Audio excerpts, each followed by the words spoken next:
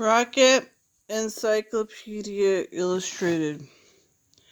The military customer specifies that the complete solid propellant unit shall be tested to prove that it will withstand acceleration loads, both coaxial and normal, loads along the main axis and also perpendicular to this axis, a specified high temperature and low temperature.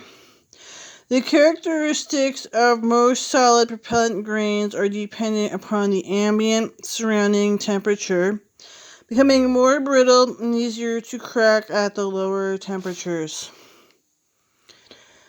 Acceptance test. A specified series of firing tests under a variety of service-simulated conditions described by the military customer. Explanation. In regard to rocket power plants, the above term denotes that is actually a production acceptance test. Each design of a rocket propulsion system has a specific series of operational tests that have been passed successfully for approval for production will be granted. The acceptance test usually requires firing the rocket power plant full thrust for specified duration with no failure nor malfunction of an important part. The several test firings are deliberately caused to malfunction, and the result effects or corrective measure taken by the control system are observed.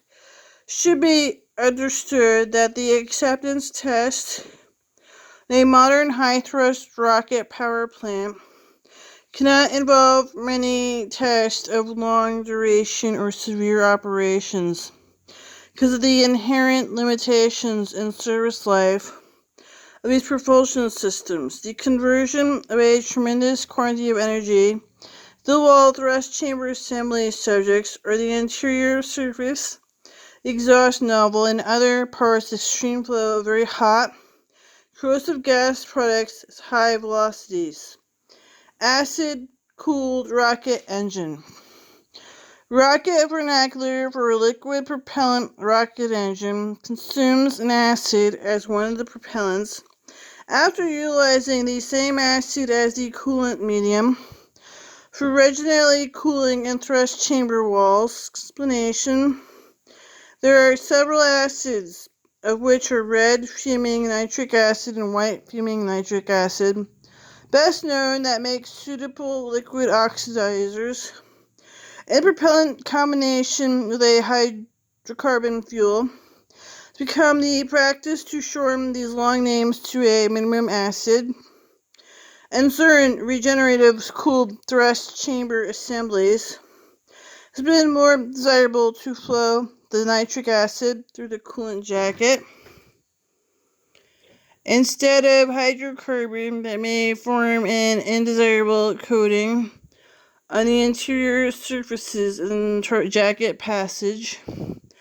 Those who wish to be understood should be the better name oxidizer cooled rocket engine. Acid lead.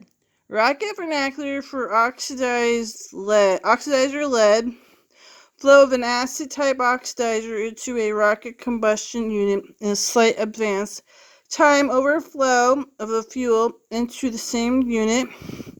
Explanation.